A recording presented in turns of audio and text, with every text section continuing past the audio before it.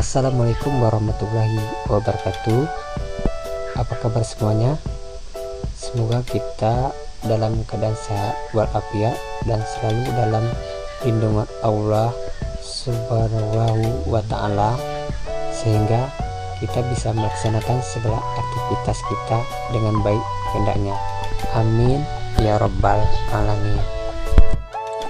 Baiklah, sebelumnya kalian sudah pernah belajar tentang ukuran pemusatan data, mean atau rata-rata hitung, dan ukuran pemusatan data median atau nilai tengah. Jadi di video kali ini kita akan belajar tentang ukuran pemusatan data modus. Setelah mengikuti pembelajaran ini, diharapkan kalian dapat menganalisis modus data tunggal dan modus data kelompok. Modus adalah nilai data yang sering muncul atau yang paling banyak frekuensinya. Modus berguna untuk mengetahui tingkat seringnya terjadi suatu peristiwa.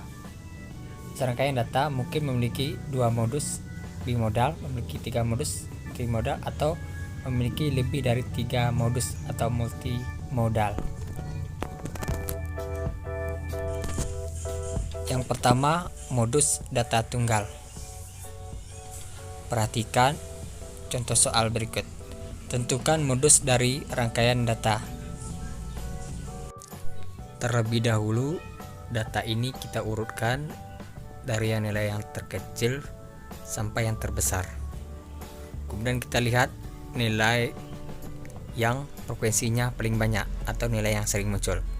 Maka untuk yang nomor A, nilai yang sering muncul adalah 7, yaitu muncul sebanyak 2 kali, maka modusnya adalah 7. Kemudian untuk yang nomor B, kita urutkan nilainya dari yang terkecil sampai yang terbesar. Kita dapatkan di sini nilai yang muncul atau nilai yang sering muncul yaitu angka 6 dan 7, yaitu muncul sebanyak 2 kali. Maka modusnya ada 2, yaitu 6 dan 7. Selanjutnya untuk modus data kelompok. Modus dilambangkan dengan MO.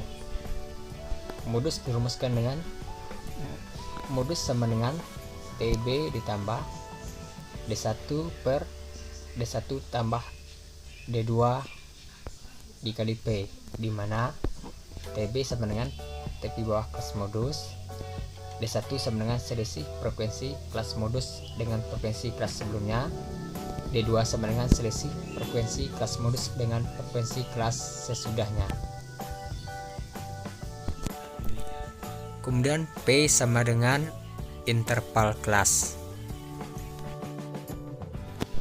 Untuk lebih memahami tentang modus data kelompok, perhatikan contoh soal berikut ini. Tentukan modus data pada tabel berikut.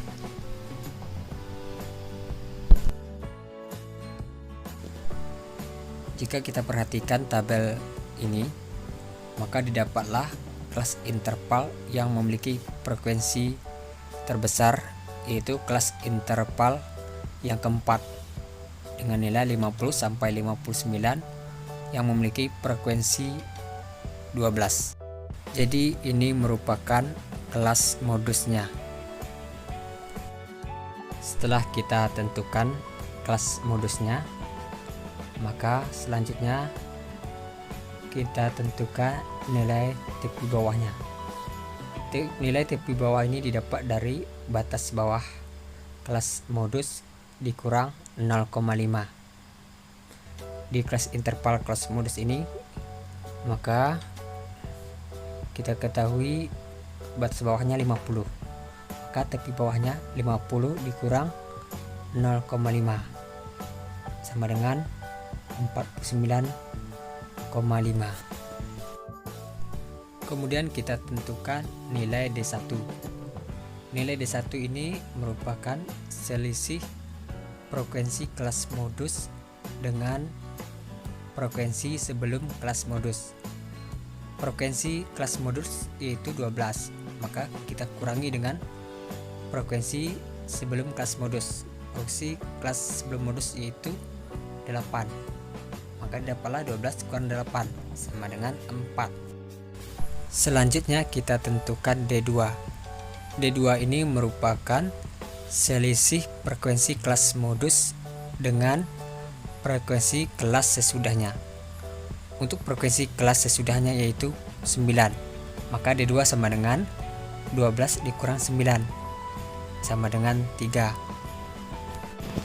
Kemudian P ini merupakan panjang kelas atau interval kelas. Cara menghitungnya, kita hitung nilai yang masuk pada interval kelasnya. Misalnya pada kelas modusnya yaitu 50 sampai 59. Kita hitung dari 50, 51, 52, 53 hingga 59, maka didapatlah ada 10 angka yang masuk pada intervalnya, sehingga panjang kelasnya sama dengan 10. Langkah selanjutnya kita substitusikan nilai TB, D1, D2, dan P ke rumus modus. Maka didapatlah modus sama dengan 49,5 ditambah 4 per 4 tambah 3 dikali 10 sama dengan 49,5 ditambah 4 dikali 10, 40 dibagi 4 tambah 3, 7. 40 dibagi 7 sama dengan 5,71, sehingga didapatlah modus 49,5 ditambah 5,71 sama dengan 55,21.